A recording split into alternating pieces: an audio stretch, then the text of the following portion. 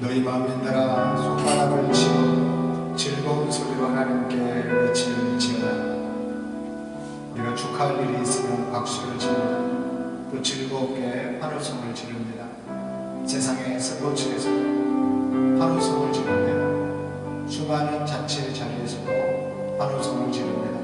주님이 예배의 자리에서, 우리가 다시 살아나는 이 자리에서 우리의 영혼이 환호성을 지를 수 있는 축복의 자리가 되게 하여 주시옵시고, 이 예배의 시간을 통하여 온전히 주님의 모습을 닮아가며 주님 앞에 우리의 감사의 예물을 드리는 이 한 시간이 되게 하여 주시옵소서. 예수님 거룩하신 이름으로 기도드리옵나이다. 아멘.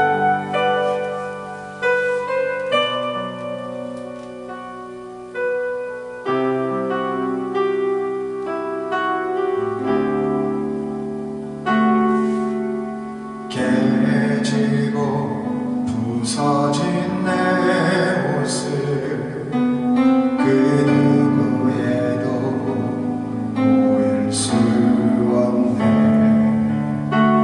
호흡이 멈춰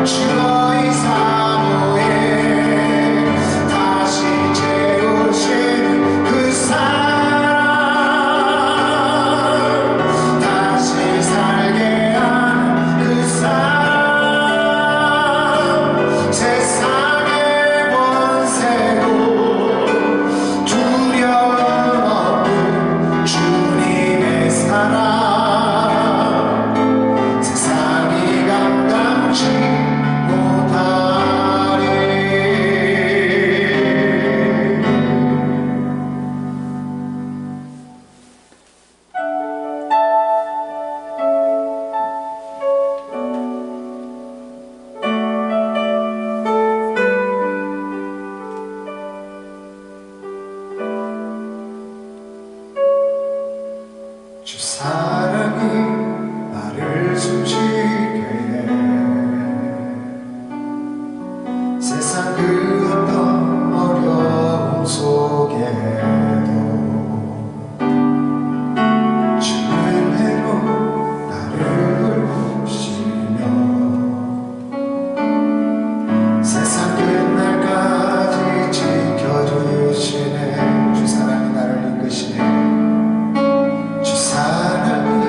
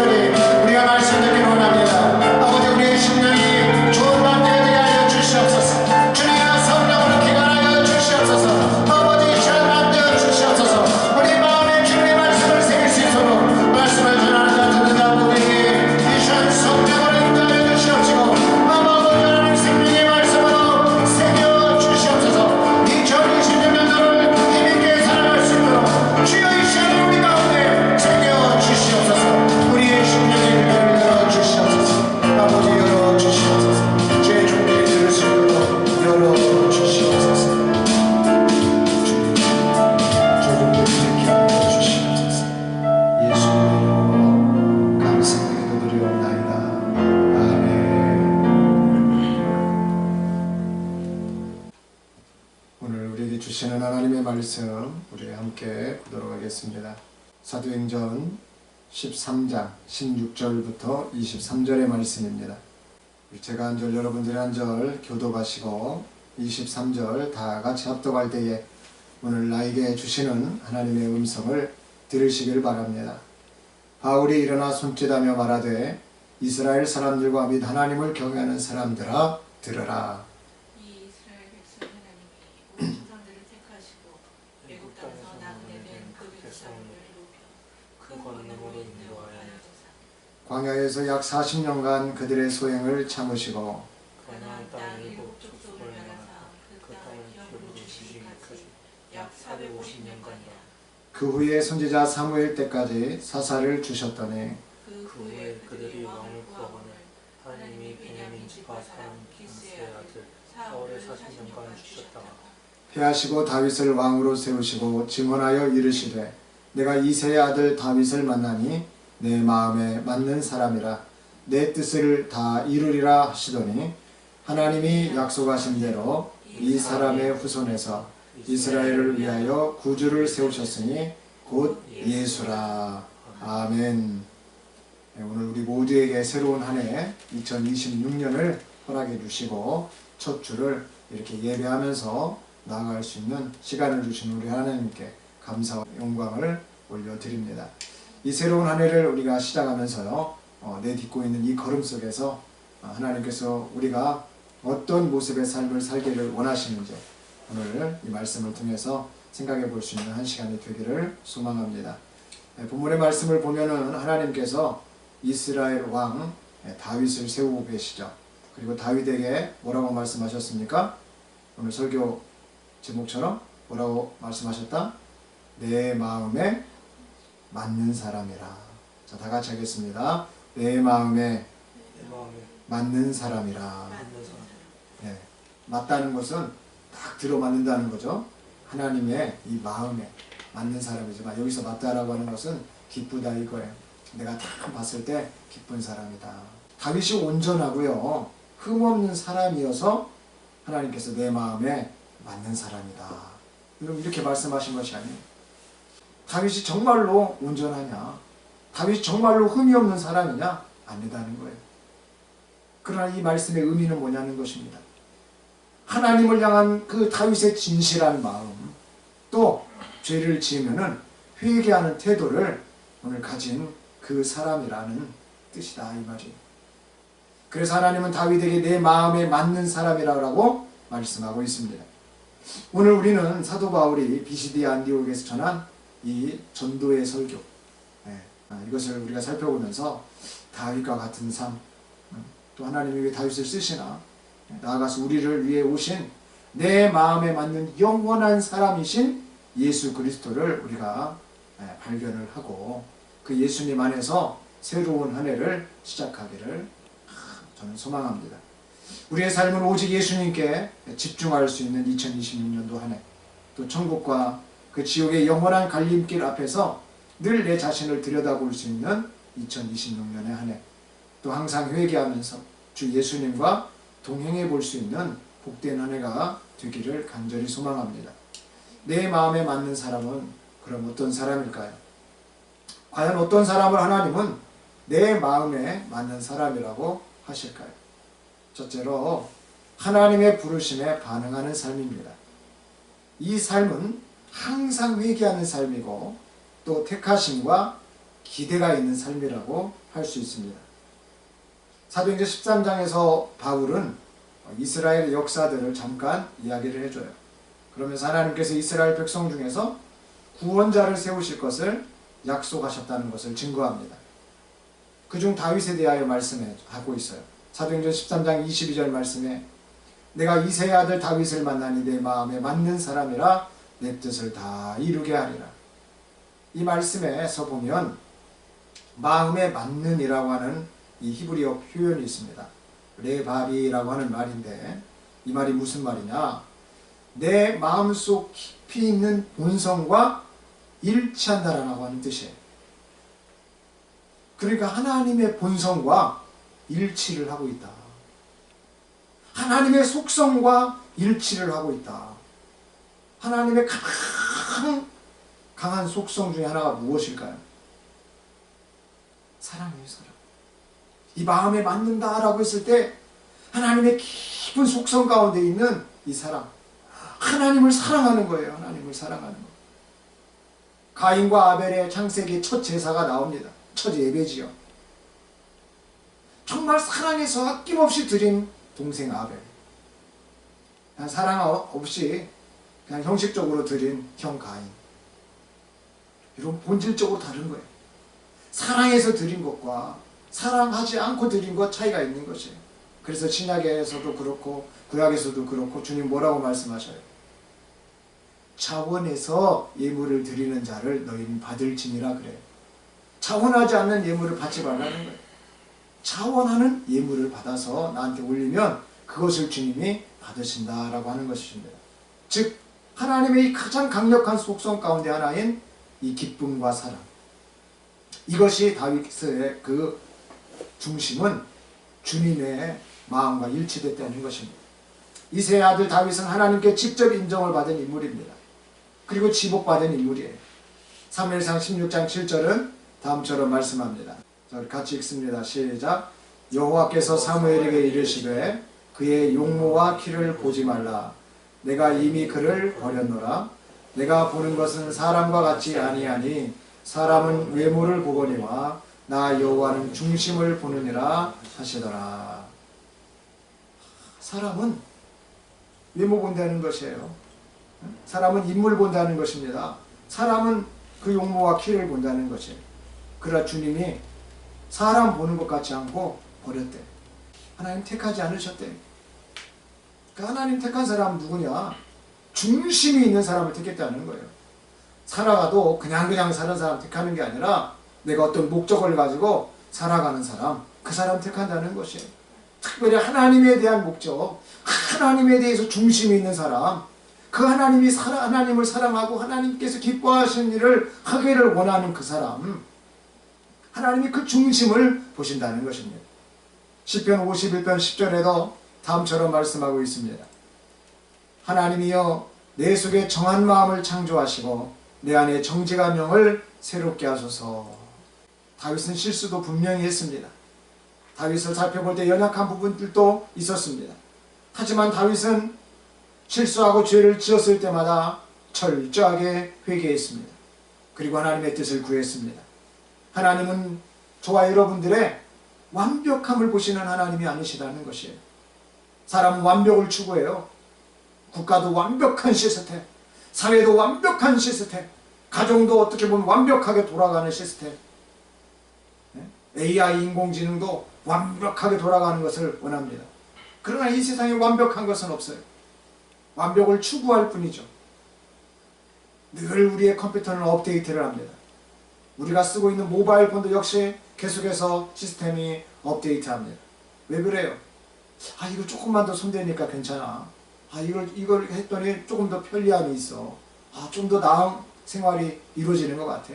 우리의 모든 실생활에 국가적인 정치나 사회적인 경제나 문화, 예술, 스포츠에 이르기까지 여러분 계속해서 업데이트하는 기술력, 그런 정보력, 그러한 정치력이 이렇게 업데이트가 되고 있듯이 오늘 살아가는 우리의 삶의 환경 가운데, 특별히 영적인 환경 가운데 주님은 우리가 완벽한 사람 원치 않는다는 것입니다. 용모가 훌륭한 사람, 키가 훌륭한 사람, 외모가 훌륭한 사람, 모든 조건이 훌륭한 사람을 보시는 것이 아니라 하나님은 우리의 진실한 것을 보신다. 우리 인간의 연약함을 보신다. 우리가 사람됨을 인정하는 그 사람을 보시고 우리가 어떤 실수와 죄악들 가운데서도 돌이킬 때 주님은 그 회개하는 마음을 들여다보신다라고 하는 것입니다.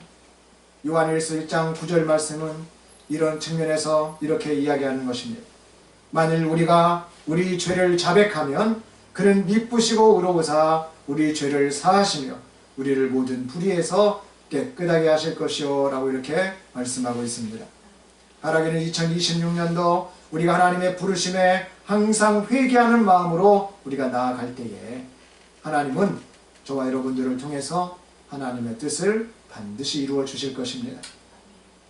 내 마음에 맞는 사람은 어떤 사람입니까? 어떤 사람을 하나님은 내 마음에 맞는 사람이라고 하고 계십니까? 두 번째로 오직 예수 그리스도를 통한 구원의 삶을 사는 사람입니다. 이 사람의 삶은 언약을 성취하는 삶이라고 할 수 있습니다.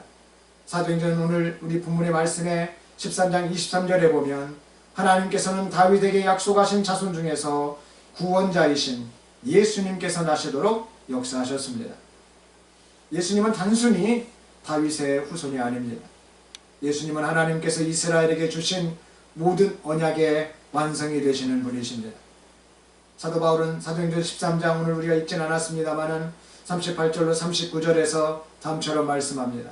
그러므로 형제들아 너희가 알 것은 이 사람을 힘입어 죄사함을 너희에게 전하는 이것이며 또 모세의 율법으로는 너희가 의롭다 하심을 얻을 수 없던 모든 일에도 이 사람을 힘입어 믿는 자마다 의롭다 하심을 얻는 이것이라 하고 선포하고 있습니다.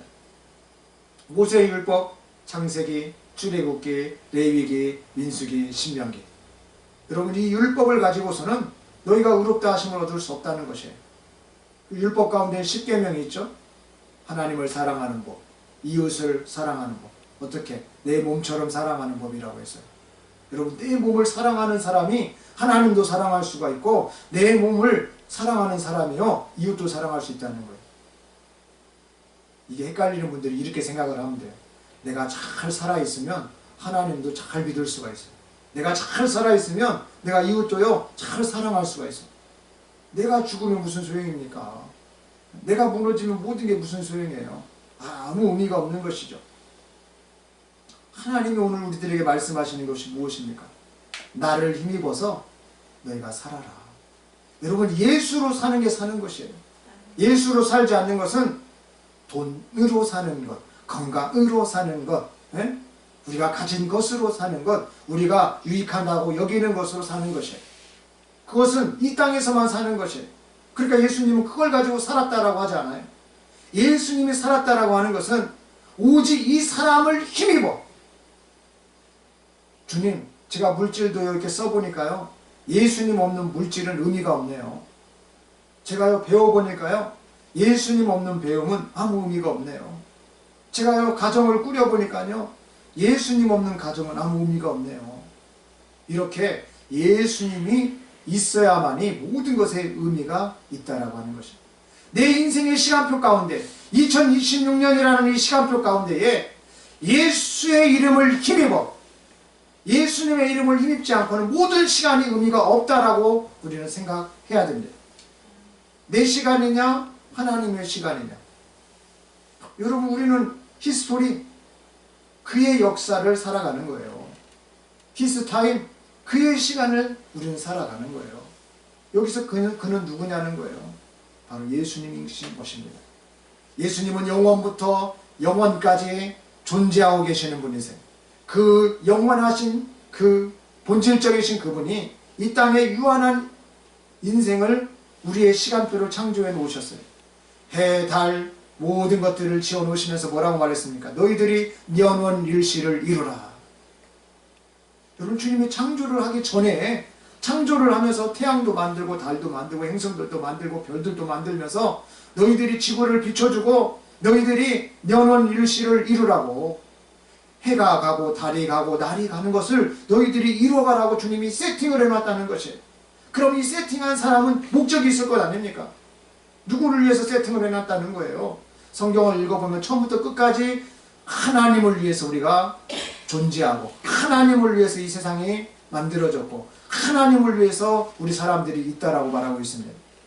그렇기 때문에 우리가 예수 그리스도를 힘입지 않고는 전혀 의롭다 하심을 얻을 수가 없는 것입니다.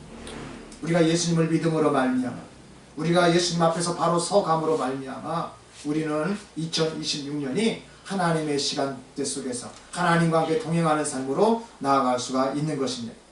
이렇게 구약의 율법의 말씀으로 가지고서는 우리는 의로워질 수가 없다. 하나님 말씀만 많이 안다고 의로워지냐? 그것이 아니라는 거예요. 책을 아무리 많이 알고 있어도 우리가 행하지 않으면 아무 의미가 없잖아요. 예를 들면 이런 거예요. 우리가 연애책을 많이 읽어.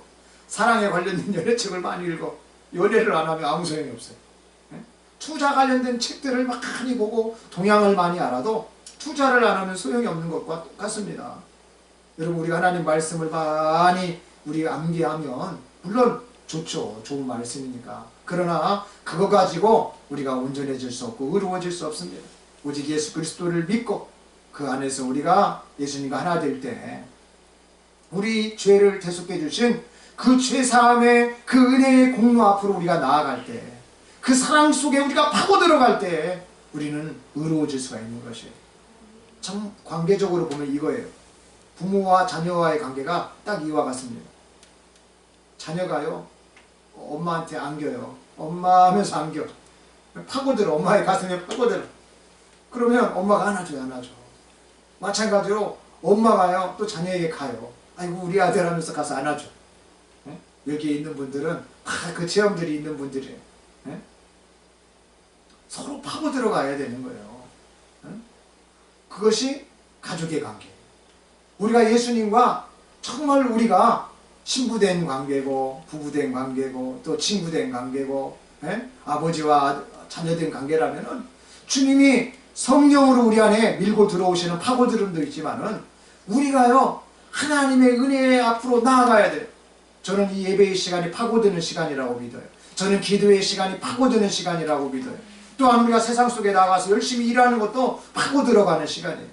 하나님의 은혜를 체험하는, 세상 속에서도 체험하는, 일하고 땀 흘리면서도 체험하는, 공부하면서도 체험하는, 연구하면서도 체험하는, 여러분 이런 일들이 파고 들어가는 것이에요. 단 예수님 밖에 있으면 그것은 파고들지 못해요. 예수님 안에 있어야만이 온전한 관계가 이렇게 이루어지는 것입니다. 그러므로 우리가 예수 안에 오직 예수님만이 우리가 영원히 의지할 수 있는 구원의 반석이시다 라고 믿는다면 우리가 죄사함을 받는 유일한 길, 우리가 영원히 사는 유일한 길, 우리가 천국에 갈 수 있는 그 유일한 길이신 참 사랑의 구원자 하나님 누구냐? 예수님이 나의 예수님이다. 여러분 이 고백이요 우리 인생의 구원의 반석을 만드는 것입니다. 헬라어 원문에서 죄사함을 뜻하는 아페신이라고 하는 말이 있습니다. 이 말이 무슨 말이냐? 놓아주다는 말이에요. 자유케 하다라고 하는 의미를 가지고 있어요. 우리가 예수님 앞에 나아가면 죄사함을 받는 것이에요. 하루하루 나아가면 죄사함을 받아요. 기도의 자리, 찬양의 자리, 그 말씀과 예배의 자리, 이 세상 속에서도 마찬가지예요. 그러나 우리가 예수가 없다면 다 무의미하다는 거예요. 예수가 있으면 전부 다 의미 있는 자리로 바뀌는 것입니다. 그리고 그 예수님이 있는 그 자리는 언제든지 우리에게 노임을 주는 자리예요. 우리에게 자유함을 주는 자리예요. 우리가 이번 주에 신방을 저와 제 아내가 다녀왔습니다. 잠을 못 주무시는 거예요.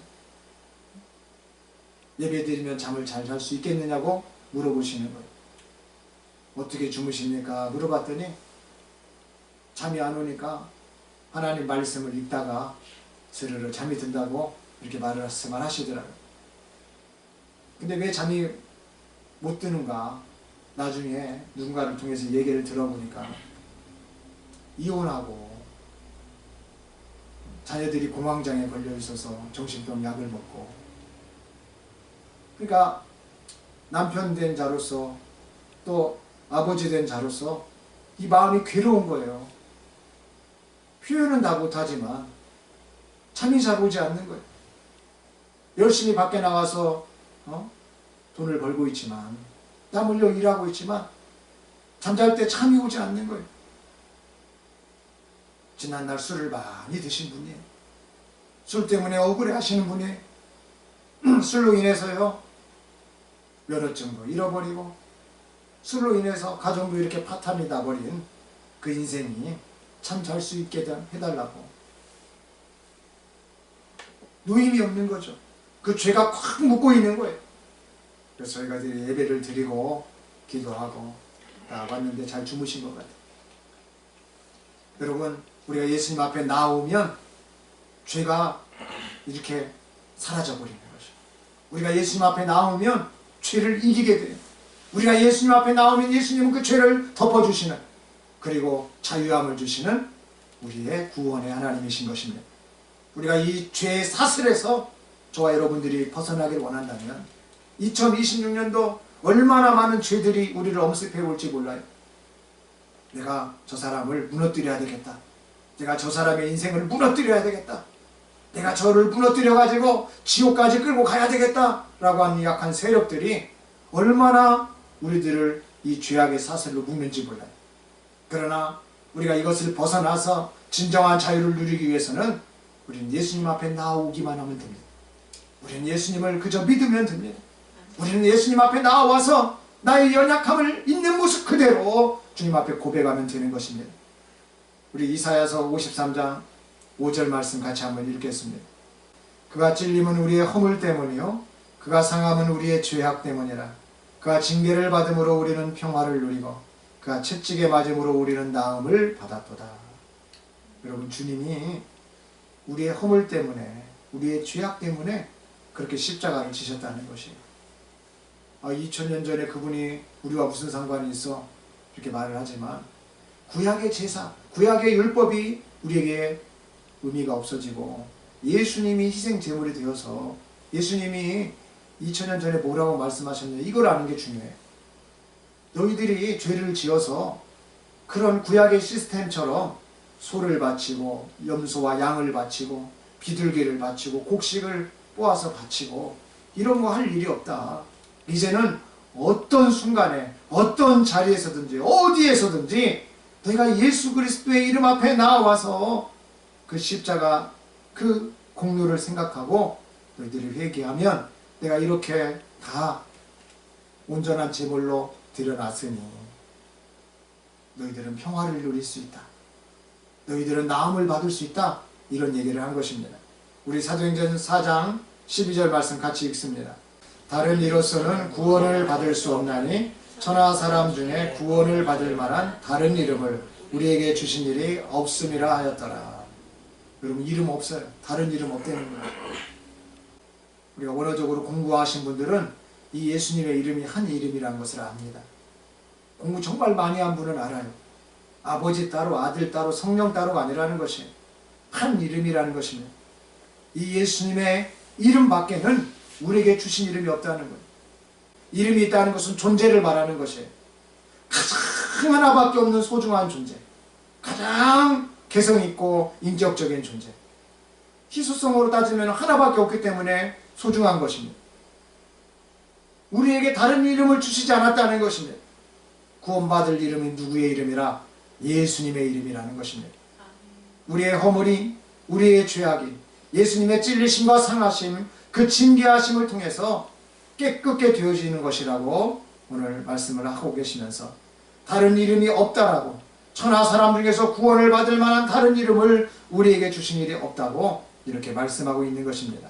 이 새로운 한 해 2026년 죄악으로부터 노임을 주시는 오직 주 예수님만을 우리가 바라보시면서 대속과 사랑의 자리, 회복과 그 언약의 자리가 되는 예배와 기도와 선교와 전도와 또한 우리 삶의 현장이 되시기를 우리 예수님의 이름으로 축복합니다. 내 마음에 맞는 사람은 어떤 사람입니까? 어떤 사람을 하나님은 내 마음에 맞는 사람이라고 하실까요? 마지막으로 천국을 향한 발걸음이 있는 삶을 사는 사람이라고 할 수 있습니다. 이 삶은 영원한 소망이 있고 천국과 지옥을 생각하는 삶이라고 정의할 수 있는 것입니다. 사도 바울은 예수님의 부활이 언약의 최종적인 성취임을 강조하면서 말씀을 하고 있습니다. 사도행전 13장 30절로 37절 말씀을 우리가 보진 않았습니다만은 그 내용을 요약해 보면 이렇습니다. 바울은 예수님의 부활을 통해서 우리에게 영원한 생명의 소망이 주어졌음을 선포하고 있습니다. 또한 예수님을 믿는 자에게는 의롭다 하심이 주어지고 그 결과 영원한 하나님의 나라, 즉 천국을 소유하게 됨을 전하고 있습니다.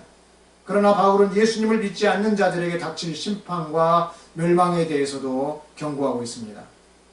사도행전 13장 40절로 41절 말씀 우리 같이 읽겠습니다. 그런즉 너희는 선지자들을 통하여 말씀하신 것이 너희에게 미칠까 삼가라. 일러스되 보라, 멸시하는 사람들아, 너희는 놀라고 멸망하라.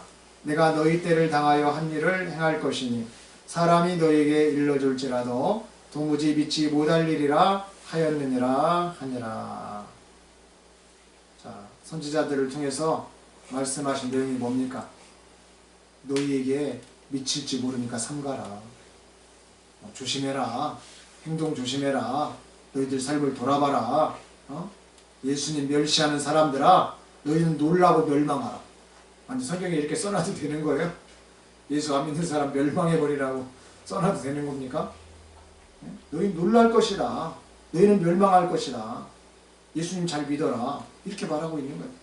언제? 너희 때를 당하여 한 일을 행할 것입니다. 사람이 너에게 일러줄지라도 도무지 믿지 못할 일이라 하였느니라. 사람들이 막 믿으라고 말을 해줘요. 사람들이. 그렇죠? 예수 믿으세요. 천국 가셔야죠. 정말 바르게 전하는 데는 우리가 예수님 믿고 죄를 회개하고 천국에 갑시다. 아니면 어떤 데는 죄를 회개하고 이제 예수님 믿고 천국 갑시다. 이게 가장 완벽한 조합의 말씀이에요. 그런데 사람들한테 알려줘도 안 믿는 거예요. 천국? 그까짓 게 있어요. 지옥이 있어요. 하나님 있으면 나와보라고 해요. 다들 이렇게 사람들이 말한다는 거예요. 참 우리 사람들 모두가 이 천국과 지옥이라고 하는 영원한 이 두 갈래의 길에 놓여 있음에도 불구하고 이렇게 선지자들을 통해서 구약 내내 이야기를 했고 예수님이 오셔서도 말씀을 했고 지금 예수님을 믿는 제자들을 통한 이 교회 시대를 살아가는 지금 현재에도 수많은 하나님의 사람들을 통해서 이렇게 얘기를 하면서 너희들 당신 삼가라. 놀랄 수 있다. 멸망할 수 있다. 이렇게 얘기를 하는데도 사람들 안 믿는다는 거예요. 천국과 지옥 믿지도 않아요. 천국은 히브리어로 샤마임, 하늘들을 말합니다. 하늘들. 하늘 위에 하늘인 거예요. 하나님의 통치가 있는 영원한 거처. 이걸 우리가 천국이라고 합니다. 지옥은 헬라어로 게헨나, 영원한 고통의 장소를 말하고 있어요. 이 분명한 진리 앞에서 우리는 지금 어떤 길을 걷고 있는지 반드시 되돌아볼 수 있어야 합니다. 시편 103편 15절로 18절 말씀 우리 함께 보도록 하겠습니다. 인생은 그날이 풀과 같으며 그 영화가 들의 꽃과 같도다.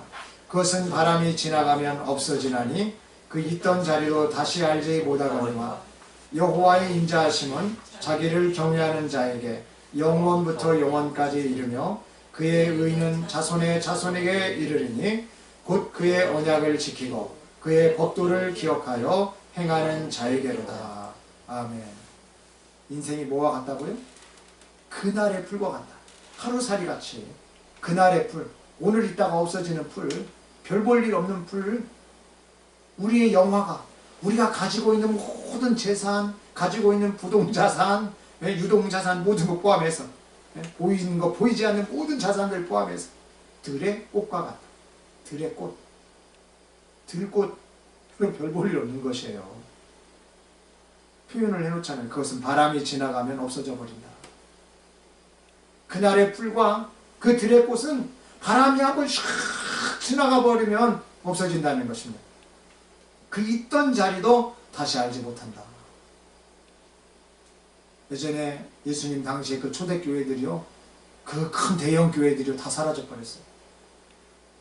그 큰 교회들이. 저는 오늘날 우리 한국 교회를 봤을 때도 이런 염려들이 있습니다. 그렇게 되면 안 되겠죠. 큰 그릇은 큰 그릇대로 사용이 되어지고, 작은 그릇은 작은 그릇대로 사용되어지면 얼마나 좋겠습니까? 그런데 오늘 우리 인생은 그와 좀 다르다는 거예요. 우리 인생은 정말 짧다는 것이에요. 우리가 강건하게 살면 70세, 80세를 산다.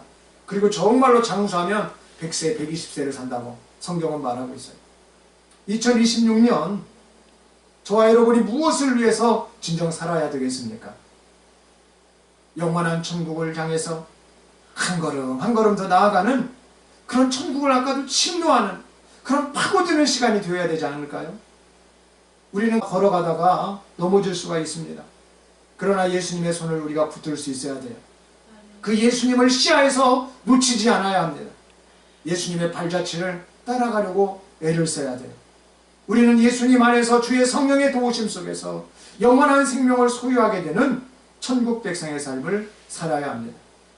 하나님의 마음에 맞는 그 한 사람으로 정말로 2026년도에 힘있고 책임감 있는 저와 여러분이 되시기를 우리 주 예수님의 이름으로 축복합니다. 기도하겠습니다. 내 마음에 맞는 사람이 어떤 사람인지를 말씀하여 주신 아버지 하나님, 그 마음의 중심이 항상 회개의 사람을 찾으시고 택하심 속에서도 여전히 변하지 않고 예수님을 바라보며 언약의 말씀을 성취하려고 살아내려고 하는 그 사람을 찾으시며 천국과 지옥이 있음을 알고 늘 말씀으로 되돌아보며 주 예수님의 십자가 앞에서 자신을 되돌아보는 사람을 찾으심을 이 시간 말씀을 통해 들었사오니 저희 모두가 하나님의 마음에 맞는 사람이 되게 하여 주시옵소서. 이 시간 성령으로 저희를 붙들어 주시옵소서. 특별히 회개의 영, 말씀의 영, 믿음의 영, 분별의 영을 저희 모두에게 허락하여 주시옵소서. 예수님 거룩하신 이름으로 기도드리옵나이다. 아멘.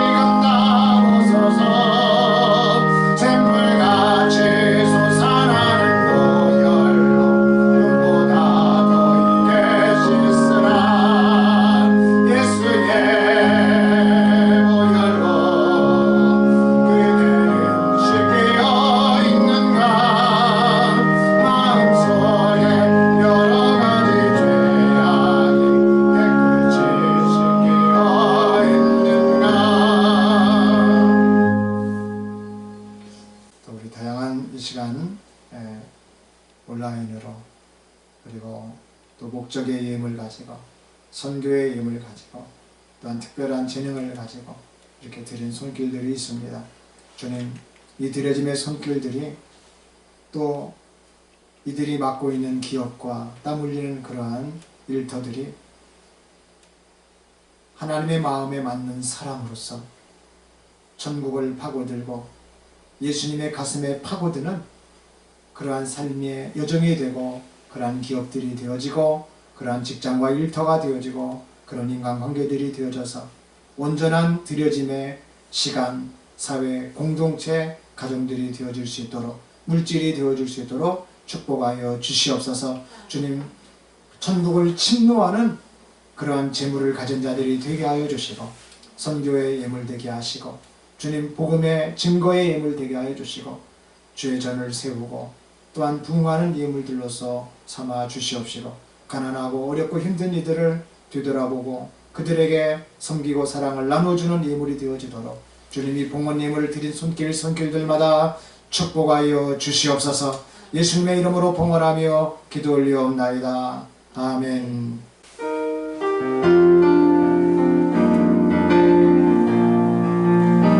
우리 맘속에 밝게 빛나는 주를 향한 사랑 빛인데 그 빛 놓아주게 기도드릴 때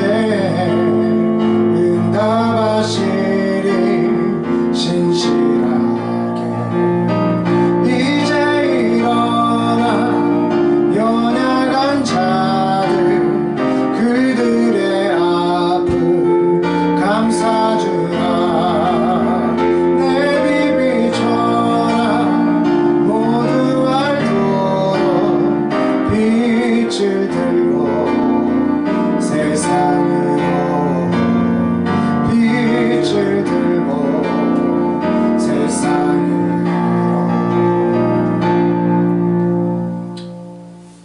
죄와 사망으로부터 죽을 수밖에 없는 자를 위하여 십자가를 통하여 구원의 은혜를 베풀어 주신 예수 그리스도의 은혜와 마음에 맞는 사람이 되기 위하여 오늘도 사랑으로 빚어가시는 아버지 하나님의 그 크신 사랑하심과 천국과 지옥이 있음을 알게 하시고 죄와 악으로부터 돌아서게 하시는 성령의 내주 교통 충만하시니 오늘 하나님의 마음에 맞는 사람이 되기를 결단하는 모든 심령들 머리 위에 이제로부터 영원까지 함께 하시기를 간절히 축원하옵나이다. 아멘.